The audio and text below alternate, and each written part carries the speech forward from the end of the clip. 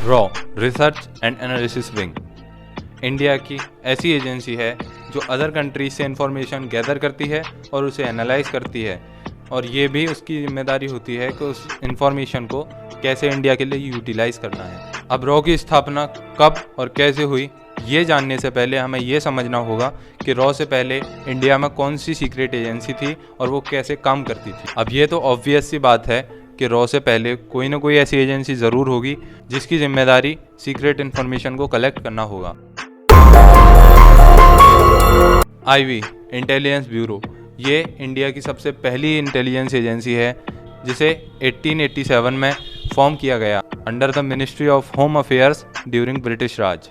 इसके अंदर जो एम्प्लॉयज़ होते हैं वो ज़्यादातर लॉ एनफोर्समेंट एजेंसीज से होते हैं, ज़्यादातर आईपीएस, आईआरएस या फिर आर्मी ऑफिशियल्स होते हैं। हालांकि डायरेक्टर ऑफ आईबी हमेशा से कोई ना कोई आईपीएस ऑफिसर ही रहा है। आईबी का काम मेनली बॉर्डर एरियाज से इंफॉर्मेशन कलेक्ट करना होता है, जिससे ये हमारी पुलिस और अदर इंटेलिजेंस एजेंसीज के साथ इस इंफॉर्मेशन को शेयर कर सके।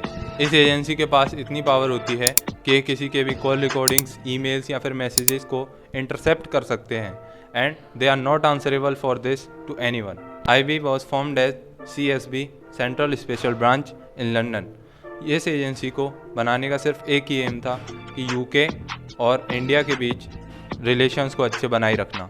अब आप लोग सोच रहे होंगे कि जब हमारे पास आईबी जैसी एक इंटेलिजेंस एजेंसी पहले से ही मौजूद थी तो हमें रॉ जैसी एक नई एजेंसी बनाने की क्या ज़रूरत पड़ी। इसका आंसर 1962 में हुई इंडो चाइना वॉर और 1965 में हुई इंडो पाक वॉर में आईबी का बैड परफॉर्मेंस है। इन दोनों ही वॉर्स, इंडो पाक और इंडो चाइना वॉर्स में, इन कंट्रीज़ की वॉर्स के लिए क्या स्ट्रेटजीज़ हैं इसका पता आईबी नहीं लगा पाई, जिसका रिजल्ट हमें ये देखने को मिला कि हमारे कई सारे सोल्जर्स इन वॉर्स में शहीद हो गए। इस वजह से सितंबर 1968 में अंडर रामेश्वर नाथ काव एंड इंदिरा गांधी एक नई एजेंसी फॉर्म की गई जो raw research and analysis wing के नाम से जानी जाने लगी।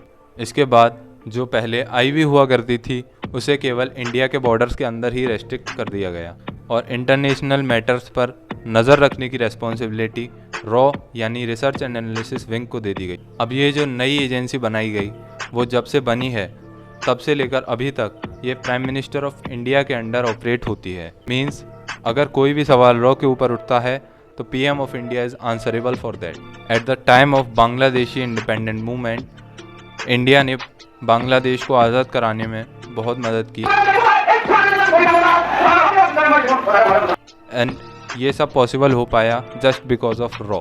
1999 में हुई पाकिस्तान और इंडिया के बीच कारगिल वॉर में इंडिया को जीतने के पीछे भी रॉ ने बहुत इंपॉर्टेंट रोल प्ले किया by providing intelligence to Indian armed force. हाल ही में इंडिया के काफ़ी मेजर ऑपरेशंस में रॉ ने एक सिग्निफिकेंट रोल प्ले किया है, फिर चाहे वो 2016 में हुई सर्जिकल स्ट्राइक हो या फिर 2019 में हुए पुलवामा अटैक के जवाब में हुई बालाकोट एयर स्ट्राइक हो, which was a bombing raid in Pakistan Balakot. On the basis of area of specialisation रॉ के कुछ प्राइमरी डिवीजन्स हैं।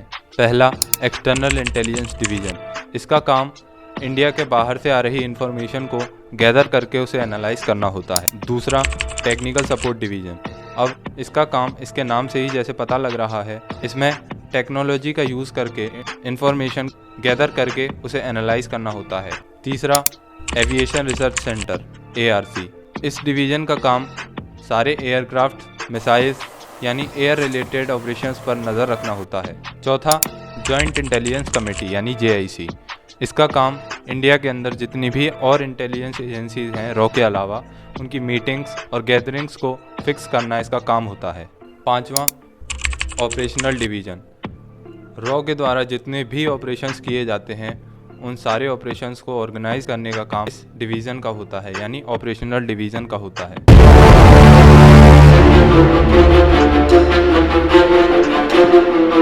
पहला मेजर चैलेंज जो कि रॉ के लिए है वो है पॉलिटिकल पावर्स का बदलते रहना। डेमोक्रेसी की नज़र से तो ठीक है, लेकिन रॉ के लिए ये सबसे मेजर चैलेंज है। अब ये तो ऑब्वियस है, जो भी पॉलिटिकल पार्टी पावर में होगी उसके कुछ रूल्स, रेगुलेशन या फिर प्रायोरिटीज़ होंगी। वो मेजर फंक्शनैलिटीज़ जो कि इंडिया में परफॉर्म हो रही हैं उन्हें अपने अकॉर्डिंग चलाने की कोशिश करेंगे and it is applicable for raw also. इसका एक मेजर एग्जांपल हमें 1977 में देखने को मिला जब Morarji Desai from Janata party became the prime minister of India after defeating the Congress party. Janata party हमेशा से ही रॉ के ऊपर सवाल उठाती आई थी क्योंकि रॉ को बनाने में इंदिरा गांधी जो कि कांग्रेस पार्टी की लीडर थी उनका एक मेजर रोल था। तब जैसे ही जनता पार्टी पावर में आई वैसे ही उन्होंने रॉ के एक ऑपरेशंस जितने भी रॉ के द्वारा किए गए थे उन सबको इंक्वायर करने का ऑर्डर दे दिया। कई सारे अदर कंट्रीज़ में बैठे रॉ के एजेंट्स की लिस्ट को उन्होंने इलीगल बताकर पब्लिक डोमेन में शो कर दिया, जिसका रिजल्ट हमें ये देखने को मिला कि पाकिस्तान में जितने भी रॉ के एजेंट्स थे उन्हें ढूंढ कर उनकी हत्या कर दी गई। It is also the main point to look out for the proper functioning of intelligence services। जैसा कि हमें पता है कि रॉ आईबी की ही सब ब्रांच है। पिछले साल 2022 और 23 में जो बजट आईबी के लिए अनाउंस हुआ वो था 3168 करोड़, जो कि CIA which is an intelligence agency of USA के कंपैरिजन में काफ़ी कम है। CIA का एनुअल बजट 25,000 करोड़ रुपीज़ है। तो ये तो ऑब्वियस है कि हमारे पास टॉप क्लास रिसोर्सेज अवेलेबल नहीं हैं। इसके बावजूद रॉ का जो प्रदर्शन पिछले कुछ सालों में रहा है उसमें ज़रा भी रॉ ने रिसोर्सेज की कमी महसूस नहीं होने दी है।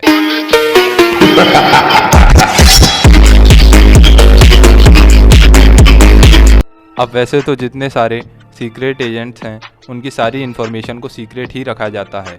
उनकी ये इन्फॉर्मेशन तभी बाहर आती है या तो वो शहीद हो चुके हैं या फिर उन्होंने अपनी सर्विसेज को पूरी करके रिटायरमेंट ले चुके हैं। अब काफ़ी सारे रॉ के एजेंट्स हैं जिन्होंने इंडिया के लिए अपना सब कुछ दांव पर लगा दिया और खुशी खुशी इंडिया के लिए शहीद हो गए। Kulbhushan Yadav, an Indian naval officer जो कि बलूचिस्तान से इंडिया के लिए इम्पोर्टेंट इन्फॉर्मेशन ट्रांसफ़र करते थे, उन्हें मार्च 2016 में अरेस्ट कर लिया गया और उन पर सीक्रेट टेरर नेटवर्क चलाने के आरोप लगाए गए and in year 2017 he was sentenced to death. अब ऐसा ही एक इम्पोर्टेंट नाम रविंद्र कौशिक जी का भी आता है जो 1975 से 1983 तक पाकिस्तान में रॉ के एक सीक्रेट एजेंट बनकर रहे। और ये जानकर आपको और भी ज़्यादा हैरानी होगी कि ये पाक आर्मी में मेजर की पोस्ट तक पहुंच चुके थे, लेकिन अनफॉर्चुनेटली 1983 में उन्हें अरेस्ट कर लिया गया। बाद में उन्हें द ब्लैक टाइगर का टाइटल भी इंडियन गवर्नमेंट द्वारा सम्मान के तौर पर दिया गया। एक नाम जो आप में से मैक्सिमम लोगों को पता होगा वो है अजीत डोभाल सर का, जो आज की डेट में नेशनल सिक्योरिटी एडवाइज़र की पोस्ट पर हैं, which is the highest post in national security council of India. वो भी रॉ जैसी प्रेस्टीजियस एजेंसी में सालों काम कर चुके हैं। अगर आपको ये वीडियो अच्छा लगा तो इसे लाइक करिए और इसे अपने दोस्तों के साथ शेयर करिए। अगर आप इस वीडियो से रिलेटेड कोई भी सजेशंस देना चाहते हैं तो please feel free to write in comment section, और मैं आपके लिए आगे भी ऐसे इन्फॉर्मेशनल वीडियोस लाता रहूं। उसके लिए मेरे चैनल को सब्सक्राइब करिए और बेल आइकन को प्रेस करिए। तब तक के लिए Yuvraj Singh this side signing off. जय हिंद।